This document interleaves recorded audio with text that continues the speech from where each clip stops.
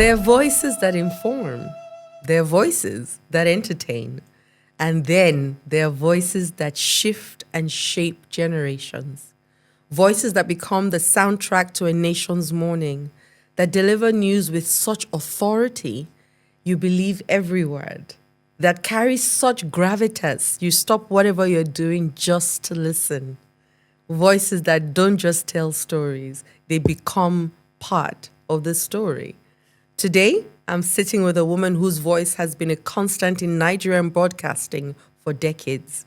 A woman who has broken and is breaking barriers before we were born and whilst we were born and even after for some people. Who've commanded respect in rooms that didn't even want to give it.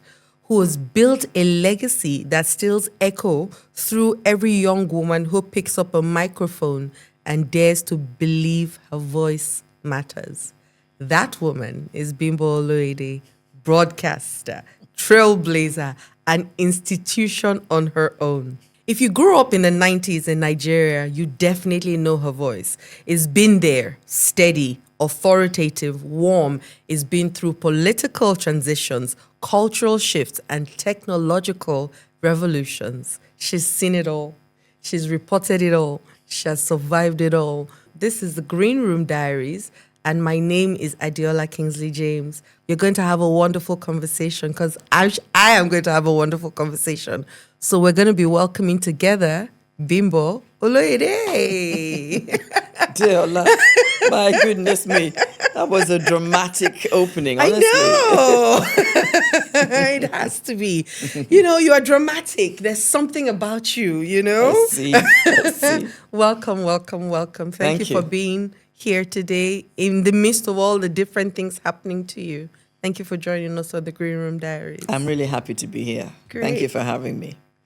So I want us to start from the beginning. That's a long time ago. I know. Before the accolades, before the household name. Take me back to why broadcasting? Why broadcasting? It's a good question because broadcasting wasn't anything that I really thought about. You know, I was actually interested in live performance. I was interested in acting. But then when I wanted to do that and I wasn't allowed to, I veered into stuff that was happening behind the scenes. Okay. I can't even say behind the camera because, as I said, at that time, I didn't even thought about the camera. So I was interested in stage management. So I learned about lighting, about sound, stuff like that. And when I came back to Nigeria and I was employed at the, then it was NBC TV. I was employed as an assistant producer because of the skills that I had in lighting and sound. So so that was my entry into broadcasting, as it were. Right. But not my entry into performing in front of the camera. Okay. Because everything I did for about a year was behind the scenes. Right. As an assistant producer. So how did broadcasting then start? How did newscasting How did start? newscasting, yes, for you start? It started totally by accident. Okay. Tell us this accident. Well, I found myself performing with my colleagues who were usually behind the camera. There was a program that we had been asked to produce and present. It was a program to eulogize the late head of state. Right. Because at that time, Murtala Muhammad was the head of state. He was assassinated, and we were told that we needed to broadcast a program built around him. There was a curfew. The artists who were usually available were not. And so we were given the instruction, well, all of you are artists in one way or another. Come in front of the camera, do whatever it is that you can do, but make sure there's no program failure. You know, that was the instruction. Direction, right. So people chose different things. I chose poetry. Right. I read the poetry. And I did not know that at that time there was a move towards starting something new on Nigerian television. It was to be called network news, and they wanted a male and a female Right. to cast the news. And they were looking for fresh voices, fresh faces. And when they heard me read poems, I suppose they said to themselves, why not her? She got it. Why not her? Let her be part of the new team of newscasters, at least female newscasters. And that's how I started casting the news on TV. Wow. Now, I know that the industry, I mean, of course, is very different from where we are today in the industry. What was the industry like when you started? What were the explicit and implicit rules about who got to go on air, who told, what were some of the things that were laws that you had to live by that are not happening right now? Oh, okay. How has the industry shifted? Well, there are two things I think that I can mention in that regard. The first is that it was impossible for you to go on air without having had real good training. Okay. Now, it sounds as if I'm contradicting myself because I You was didn't not have- I was not given that training. Right. But the training that I had was whilst I was at school. Right. And so maybe as I read the poems, they could hear that they could hear the result of that Of training. the training, right. So but- you had training, not just the kind of training you thought you needed for this role. Well, I had training, but it was not for this role. Right. Got it. That is the truth. Okay. Yeah. But then the training was to do with speech. It was to do with performance. It was to do with the presentation. Right. But not necessarily presentation in front of a camera. Got it. Okay. So what I did was to move what I had been taught Into this. into the studio. Right. And in front of the camera. Right. Okay. So at that time, nobody who had not received training could come on air. Right. Well, radio was popular at the time, and they were sticklers for correct pronunciation. Right. So you couldn't just go on air, Like that. like that. Right.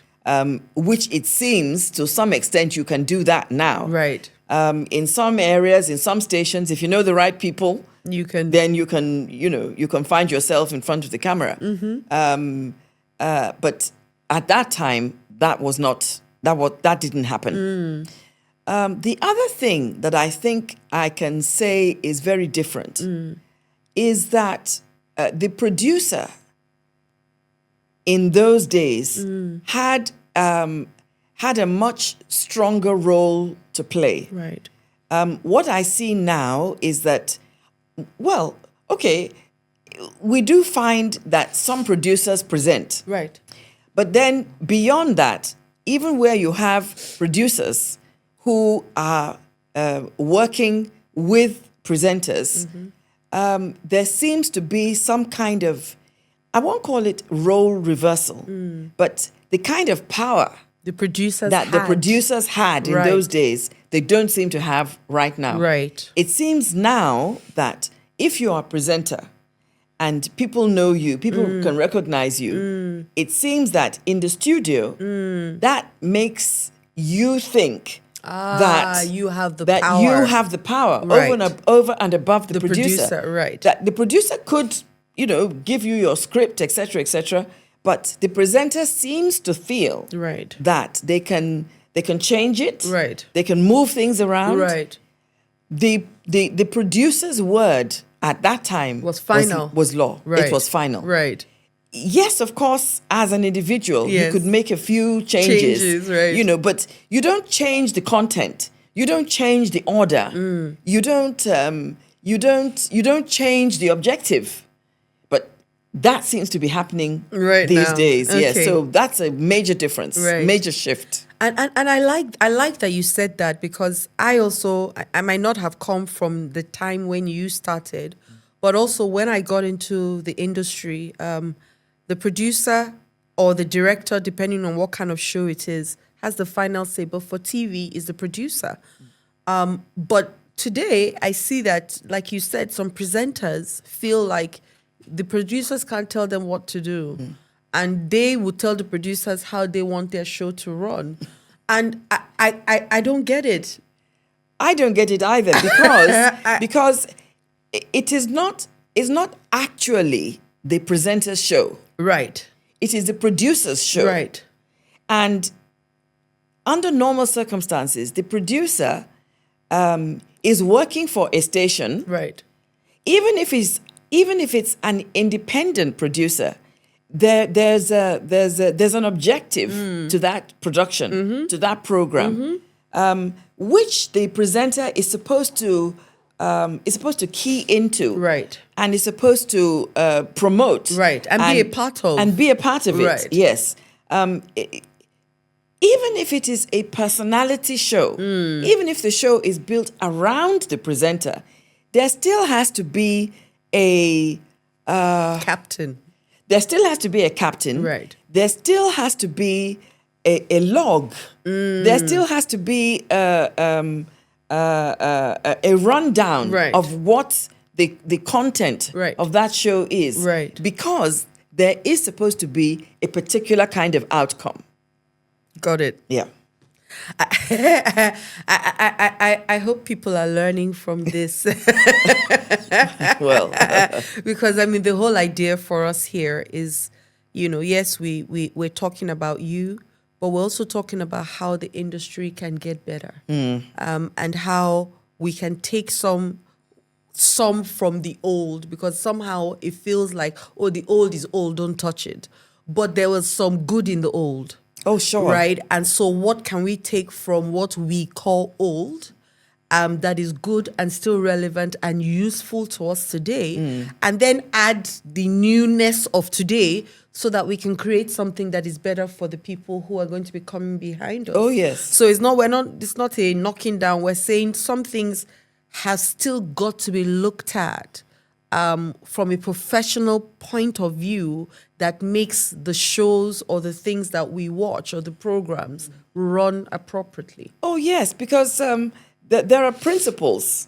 And the fact that it's 30, 40, 50 years later Yeah. does not change those basic principles. There's an objective. There's a target audience. Those in the audience are expecting to hear certain things. They're expecting to learn certain things. Right. So you as a presenter, you don't just go off on a tangent just because you think you've got a wonderful idea. The idea really may be wonderful, But it has to key into. yes, does it fit into Yeah. what the whole point of this particular episode or this particular program is? Right. Yeah. So let's even go back to this first of being a broadcaster and a newscaster. How did your friends take it when they heard that you were going to be you were the first woman handling network news? Well, it was a completely new situation. So I did not have any friends within the news department. Right. I did not work with any of them because I didn't have anything to do with news. Neither did I have any friends as such within the presentation department. But I did have friends and colleagues in the drama department, Right. which is where I was working. Right.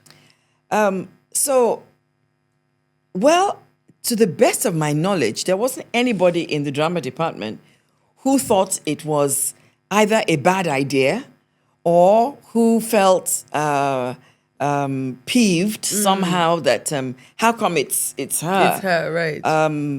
because we had already, we were a tight team already. Okay. We bonded in our Right. own way. You know the way that artists behave. Yes. We have our own way Yes. of behaving. Yes. So I don't think anybody, if anything happened, I would say perhaps one or two of my colleagues in the drama department became quite protective. Okay. Oh. Yes, they became quite protective because you see, here we were young women exposed to the world, as it were, doing something that was completely different and new. There were three of us, actually, 3 women who started. Okay. And 3 men who had already been on radio, Okay. but had not been on TV. on TV. Okay. It was rather like the way people would have responded when social media became popular. Right. Okay. So, but in this instance, Yes. this was women on TV Right. becoming popular. Women were watching us. Men were also watching us. And where I would say there was some kind of pushback, it would not be amongst our friends. Okay. It would be within the social circle Okay. in which we often found ourselves. Okay. I suppose because we were doing something different, because our faces had made us popular. Some of the girls within the social circle Right. didn't really take too kindly to us because, well, I think some of them thought they were competing, Right. against television us. girls. Yes, with the TV girls. And we were just out to enjoy ourselves and have a good time. Right. We weren't really interested in whether anybody thought we were Cool or not. Yes, we were just having fun, Yeah. So I think that's the way I would describe that time. So you were young ladies, you just mentioned, coming from total nobodies, in quote, to all of a sudden, everybody knows you now. There's a tendency for a lot of misbehavior. And the misbehaving is not necessarily a bad thing. Let me put it that way quickly. Is that nobody prepared you for this. This is you and your teammates, these young women. Now, everybody's watching them at a particular time. People are even looking out for what they're wearing. So it's almost like you created like a movement. There's a level of... There's a level of misbehaving that can happen from this immediate exposure that you were not prepared for. For some people, they start to do drugs. For some people, they're all over the place. What was it for you? Did you have moments of misbehaving? Just out of interest. I think that those of us who were newscasters at the time, I think we had a sense of responsibility. Okay. In the sense that you were expected to deliver certain information to the nation at 9:00. It was not in our interest. Neither did it augur well for us to be found in situations that would take away from the credibility of the people that we were expected to be come 9:00. Right. Break that down. That's there's a lot into... Please break that down. I should unpack it. Yes, unpack it for us, please. Okay. So the news is something that is serious. If you are going to deliver it with authority, you have to be believed. Now, if in photographs, in the newspapers, in the magazines, there are pictures of you dancing the night away. Right. drinking the night away, Right. smoking the night away. Right. And then at 9 o'clock, you sit down and you say, Good evening, Good ladies evening. and gentlemen. Here is the news.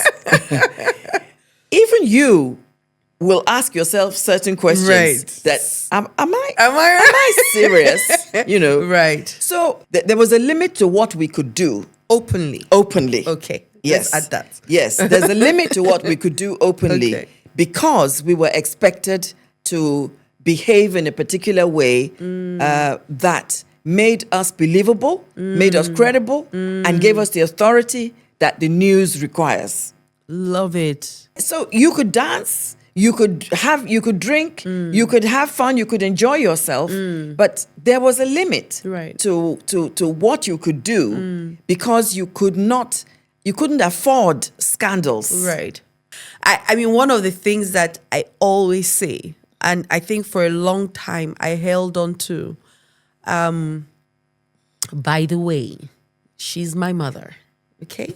So what I'm about to say is connected to how she's my mother.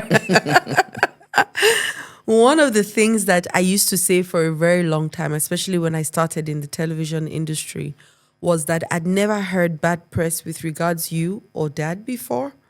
And I felt like if I put myself out there, because they would always say daughter of, I felt like I would be the one that would bring the bad press. And so I don't know why I felt that. But because they always associated my name with yours and called me daughter of. So I thought if they couldn't find anything negative on him and her, they will try and look for something with this one and then still associate it with those ones that are seemingly pristine. Even if you were perfect, there would still be people That will find that something. would look for something. Yes, because there are people like that. Yeah. You know, let's not deceive ourselves. What we got in those days, we got mail. I mean, physical letters. Yes. Yes. We received fan mail. And people some of them were just as friendly as they are now Right. when they make comments on social media. Right. And some of them were just as nasty Right. As they are now. when they make comments So on people social haven't media. changed. People haven't changed. It's simply the method. Right. And the, yes, I think that's the right word. The medium, The method I and the guess. medium. Yes. Yes, that has changed. I mean, I can remember getting a letter from it was a lady who wrote to me. At the time, I was married. I was pregnant.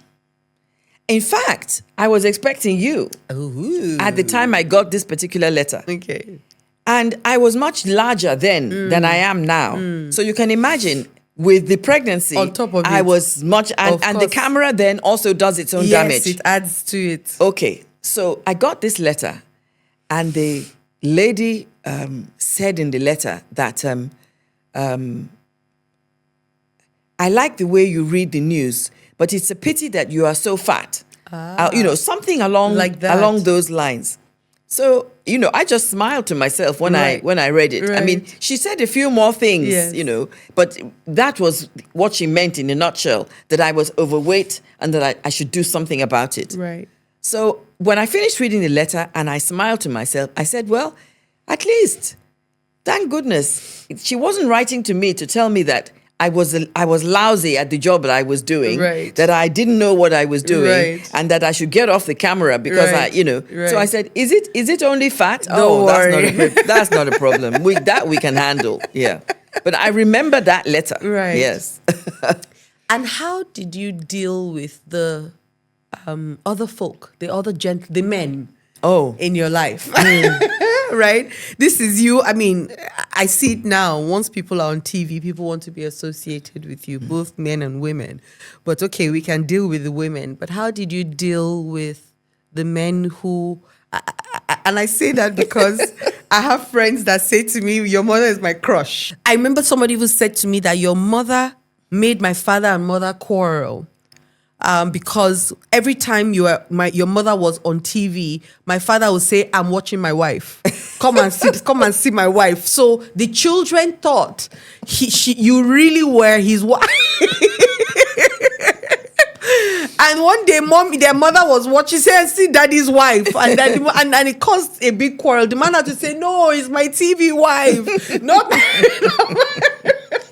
Well, So, how did you physically deal with this? it was quite interesting actually because, goldfish really have no hiding place to hide, Yes. exactly. So, yes, there were some people that were a little overzealous.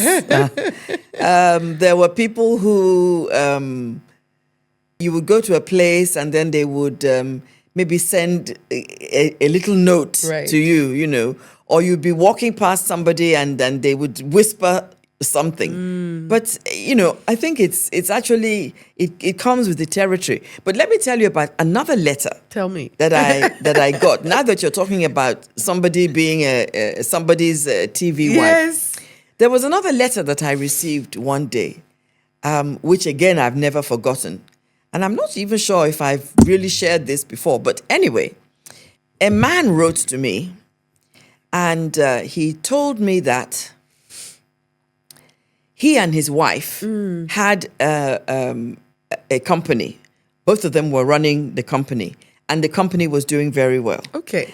And that they had got to the point where they needed to have somebody who could introduce them to The world. to the world, Right. introduce them to business associates, government officials, etc., etc. And that he and his wife had sat down, had a conversation, and they had decided that I should be that person. Okay. But then, as far as they were concerned, they said that they did not think that I would be willing to do such without having a vested stake. interest or a stake in the company. Right. And so the offer was that, would I be willing to be a second wife? Really? Oh, yes, I got that letter. Would I be willing to be the second wife? And that he was writing with the full knowledge Of his wife. She agreed 100%. She felt that I would be a good addition To the family, a good addition to the company, and that we would all benefit from it at the end of the day. And your response was?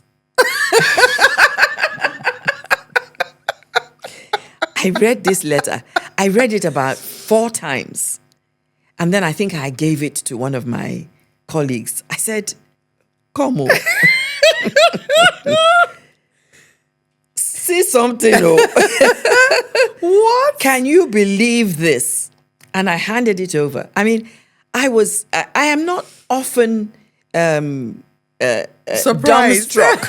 Honestly, I am not often Short for words. Short of words. It doesn't happen often. But that day when I received Read that this. letter and read it, I said, wow, now this is a real turn up for the books. Wow. Yeah. And your response was? I'm waiting for how you responded. Did you respond to the letter? How could I respond to such a letter? Okay. No way. Okay, I would have responded, "Thank you very much for thinking of me as." No. Those kind of suggestions Oh my goodness. don't deserve any kind of response. But they were on the level. They were serious. Wow. It was a serious proposition. Oh, wow. Yeah. So they saw you as somebody who was credible enough to join them and take them to the next level. I mean, that really is something. That's what they call something else. I'm telling you. So if you could go back to Bimbo then, the one just starting out in an industry that wasn't even thought of, what would you tell her? What do you think she needed to hear then that nobody told her?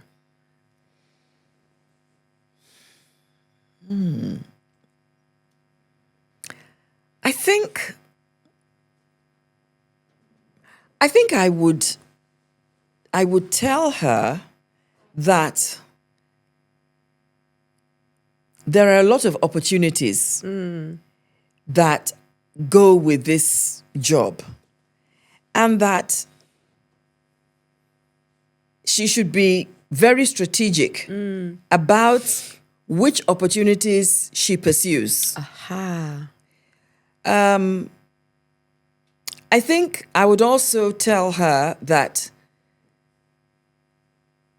no knowledge is lost, and that she should make an effort to keep on learning, Right. and maybe diversify a little bit and learn one or two Other things that are things. outside of the Right. broadcast sector. Right. I would also probably advise her to be much more, to be much wiser about the way she earns, spends, and saves money. Oh, fantastic. Love that. Yes. The first one was be strategic with the opportunities. What are some opportunities that you feel that you were not strategic with, that came your way? And with knowledge now, if you had it then, you would have done it differently. I was invited at a certain point in time, although at this time I was not working for a TV station. Okay. But I was invited to be the secretary to an association, a business school alumni association. Right. One of these elite business schools Right. outside of Nigeria. Right. I had been invited to just take notes during one of their meetings, and I did it. And minutes. I wrote up the minutes and I submitted it, and they were very happy with what I had written. And they asked me to come and be the secretary Right. of that association. And for a variety of reasons, Right. I declined. Looking back, the reasons that I told myself Right. for declining were, one or two of them were unwise. Okay. One or two of those reasons were probably childish. And perhaps one or two of those reasons were also out of ignorance. Yeah. And I didn't ask anybody's advice Right. at the time. Probably if I had asked one or two people, if I had discussed it with one or Yeah. two people, Yeah. they could have given me some options, or Right. they could have made me see it in Yes. a different perspective. Right. And it would have been an opportunity that would have enabled me to be at really close quarters with, Power. let me say, with corporate Nigeria. Right. Because many of the people Right. in that alumni association were people that headed blue chip companies.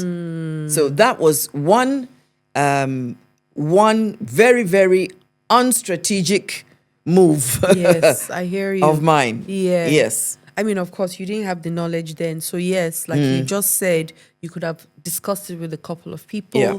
and gotten further perspective. Yes. The third thing you said was about money.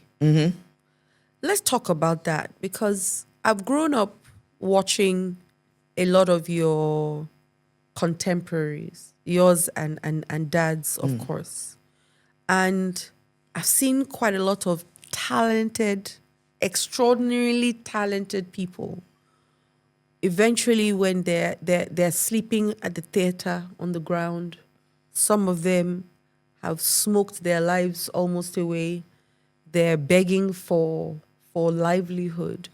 I remember sitting down by some particular lady in fact, I gave her a chair. I didn't even know it was her. The same person. She had deteriorated in such a way that even her felt so small. She was so ashamed to come out when they mentioned her name. It was at that point I realized it was her sitting by my side the entire time. Goodness. And in your time, and it's still some struggle that you and I still have till today, is your worth. Knowing your worth, having a business and money perspective. because it was almost like we're all about the work and the craft, but it wasn't about the business of the craft. Yep. And then also with the knowledge of, like you said, saving money, doing certain things with money that right now is so important. But a lot of women are still in that situation where they're not saving. They're just, even if they're living off other people, you can save living off other people. Yes. Do you understand what I mean? Like when I collect your money, let me first of all half it, put this one inside. But what we're doing is we're living keeping up with the Joneses that don't really even care about us. Right? And so why is it important to have told her? Because you're speaking to other girls at that age today. It's important because you never know what's waiting around the corner. You have no idea of what could happen. And even for yourself as an individual, it's good for you to know that you've got something somewhere that if there is an emergency, you don't, at least you can deal with it immediately, Right, before you go out and ask for help, right, if you still have to ask for help. Absolutely. So I found myself in a situation at a point, you very well know about it, when your dad became ill. Yeah. And it came out of the blue, totally unexpected. Yeah. And it happened to be the kind of illness that required a huge amount of money Absolutely. to deal with. Absolutely. And that huge amount of money was not there. Yeah. I mean, even if you are wealthy, Yeah. it still is the type of illness that drains your resources. Yeah. Not to talk of when you have not probably planned as well as you should could have, yes. Or could have, for that rainy day. Now, the rain that is going to fall, it could drizzle. Yeah. It could be very light rain, Yeah, but it it could pour. could very well be a nasty downpour. And if you find yourself in the middle of nowhere with that downpour, happening all around you, then it is not pleasant. And you have no choice at that point than to go and ask people for help. Yeah. So when you talk about your worth and your value, I think the truth is that nobody can actually ever give you the amount of money that you are worth. Absolutely. You're priceless. Yes, we are all priceless. So, but then There's a commensurate yes, exchange to your value. Exactly. To the value Exactly. you bring, yes. So I would say that young girls should get into the habit of saving, not just because of a rainy day, but just because it is a good idea to save. Absolutely. Sometimes, you want to give yourself a treat. Yeah. You don't want to always have to ask, even if you are married to someone, you don't always have to ask your husband. Yes. You should be able to just say, you know what, I think I'm going to go on holiday. Yeah. And you just use your money And go. buy your ticket and go. Yes. Do you understand? And it is also, you also have obligations. And again, you want to be in control of if you want to do something for your mother or your father or your siblings, you should you've got something. Nice, it's good if help comes. Yeah. But then you also have something, and you can do whatever you like with whatever it is you have. I totally agree. Yeah. Now, you have witnessed massive technological and structural changes in broadcasting. You've gone from analog to digital, from a few channels to now hundreds. How have these changes affected the craft itself? And what advice do you have for the people who you are mentoring and the people who have come to you to say, it's because of you I went into this industry. I saw myself, I saw you, and I said to myself, I want to be like that woman. I know you have had tons of people say that to you. So how what advice? I would say that even if there are 1,000 channels, I still believe that the principles of doing a professional job in this industry, the principles remain the same. Right. I still believe that you need to be trained to understand what those principles are, to bridge the gap between what you know and what you don't know, Yes. and to ensure that the most important person that you are dealing with is the because in TV you are told your audience is one. Right. So the most important person that you're dealing with is that one person that is sitting in his sitting room or his bedroom or wherever and watching and listening. Right. Yes. What do you want to transfer to that person? How do you want that person to feel? What knowledge should that person receive? How can you put yourself in that person's place so that if you are asking questions, for instance, you are asking the kind of questions that you believe that viewer wants to ask. Right. Your personality is yours, so you can actually afford to be quite expansive as a person, but you cannot afford to upstage your guest. Be courteous. Credibility is still very, very important, irrespective of the kind of program that you are presenting. Right. So, it can be digital or digital or digital or lagital, whatever you want to call it. Longitudinal. Or longitudinal. The important thing is, what are the principles? Yeah. What are the standards?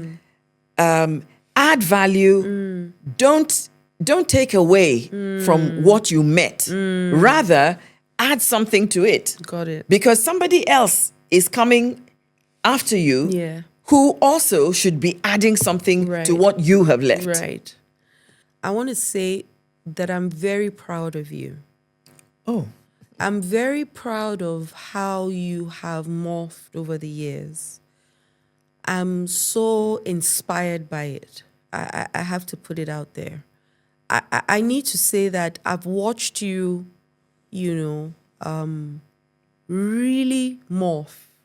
It's almost like you have gone from a caterpillar into this beautiful butterfly, right? And I say that with every fiber of humility, as the case is. You have written books. You are now training in ways that you never could before. I've seen you go for studies. I've seen you humble yourself to learn, even from me, your child. I've seen you be open to learning, open to knowledge. Even if some of it you fight against it, you will still sit back and think about it in a different way and see how, maybe there's a way that I can benefit from this. I've seen you heal. I've watched you go from being a married woman to being a widow. And also now you are looking after your children as they are looking. I'm just saying that I've seen you do a lot. And I say that to say this. There are a lot of people in the industry who just say, I'm an actor or I'm a newscaster. And then when news is no longer newsing, they're stuck.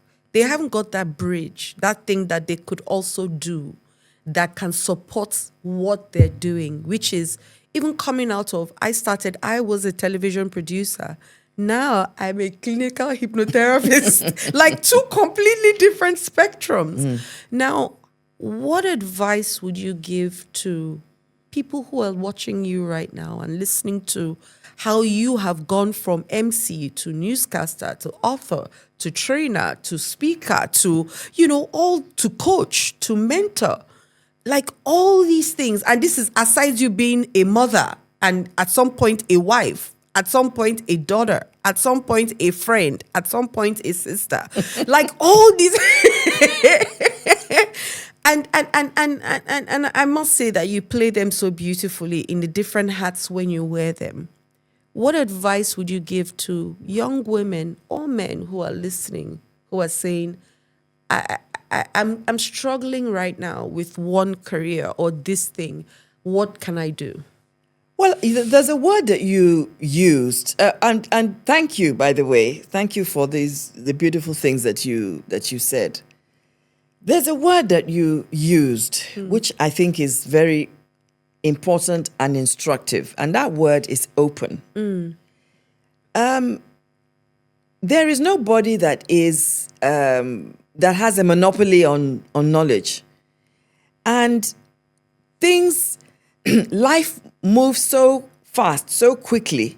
It is so dynamic that you just actually you can't afford to sit still. Right. You can't afford to get to a particular place and say, okay, I've that's hit it now, right. Yeah. Because when you are standing still, actually what you're doing is moving backwards. Yeah. So if you want to be part of the activity, if you want to be part of what is going on, if you want to be part of life, then you just have to have different interests. Right. You have to learn different things, and you have to perform in different ways, Yeah. and key into different opportunities. That's the way I see it. Yeah. And what I've discovered is that each time I have moved into a different area, I've realized that there are things that I've done in this sector that are very, very appropriate Useful, right, and useful right. in another sector. Right. So everything kind of blends, Right. you know. That's I think that's what I can say. So people should be open. That's it. They should be open to new ideas, new knowledge, and they should not think that it's only a certain type of person, Right. or a certain age of Right, person right. that they can learn from. Right. You know, Right. yeah, that's what I would say. I've looked at, or we've talked about, or beyond all the things that you do, your public persona. Who is Bimbo Oloyede? Oh, I don't know. Honestly, I don't know. I can't answer that question, because I am different things to different people. Yes, I am. And I also know how to put myself into compartments. Right. So I wear different hats, and I know when to wear the particular hat, or a particular hat, at a particular time. Right. Yeah. So I'm just I don't know. I'm a combination of quite a lot of things, and a lot of people. Yeah. I have a lot of influences, you know, in my life, and I've learned bits and pieces from Different. So, Yes, but from- if you had 2 words or 3 words that would describe you, what would they be? I am a lifelong learner. Fantastic. I love that. I love that. I love that. I love that. Okay. So we have a ritual that we do on the show. Okay. I'm going to ask you to close your eyes. And so when you close your eyes, yes, so take a deep breath for me in and breathe out. We're going to do that one more time. Breathe in and breathe out. And so it's 2040. It's 16 years from today. There's a lady sitting down exactly where you're sitting. She's probably 28. And she's finding the courage to step into broadcasting or into anything that she wants to do in the art industry. And she's talking about how meeting you changed her life. Maybe your path crossed in some point. Maybe you trained her. Maybe she saw you do something. What is that thing that you want her to say that you did, whether you have either done it yet or not done it yet, but you want her to say that you did that changed her trajectory of her life?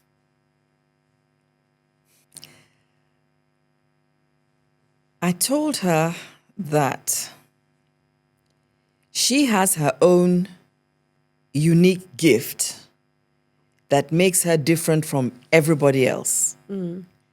And as a result of that, she should not compare herself to anyone else. That she has a race that she is running that belongs to her and her alone. And that only she knows what the goalpost or where the goalpost is. Therefore, she should go at her pace. She should learn whatever she needs to learn to enable her to run that race. And that she should not look left. She shouldn't look right. She should simply keep her eyes on the goalpost and keep moving. Yes, yes. Yay. So, young girl, did you hear that? So, last thing you're going to do for us is I want you to thank yourself. Open your eyes now. Oh, well, I've actually already opened. Yes. Okay. I want you to thank yourself because we're always almost the last or person that we never thank. We thank everybody else plus God, but we never thank us. So I want you to thank yourself. Thank you, Bimbo. You have made a good effort. You tried, you saw, and I believe you conquered. Love it. Thank you, Mrs. Oloyede, my mother, for your decades of service, for your integrity, for your excellence, and for your story. I'm so, so grateful for everybody who's listening right now. I want you to know that you're not alone. So the last thing I'm going to ask you is there anything that you're doing right now that we need to support you on? Any interesting projects that you're on? Anything that is coming, that we're Okay. going to be waiting for you and cheering you on? Yes. Okay. There is. I had this idea of bringing together, let me say, a supersonic cast of writers and actors to a certain degree to commemorate my 50-year journey in the media.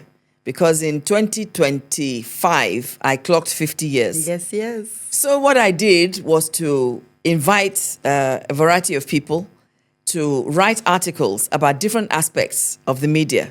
So some of them are academics, some of them are media practitioners, and that book is almost ready now. Yay! It's taken honestly about 18 months to put it together. But it's ready. Yes, because I wasn't expecting the number of responses that I got. So I've got about 54 articles. Wow. Yes, 50 about that, and we are almost ready to go to the printers. So now. Did you hear that, guys? The book is coming out, and it's coming out very soon. Make sure that when we invite you, you show up, because she has shown up for you today. So you're going to give back, right? And thank you so much. Thank you so much for spending time with us today. Thank you. So grateful as a child, but also grateful as a colleague and grateful as your friend. Thank God you. bless you. Thank you. God bless you too. Thank you. We've got this swift community of women who really want to welcome you, and it stands for the Forum of Women in Film, TV, and Other Media. Join us so that you too can sit on this chair and we can be talking about the progress that you have made, are making, and will still make. My name is Adiola Kingsley James, and this is the Green Room Diaries. Love and light.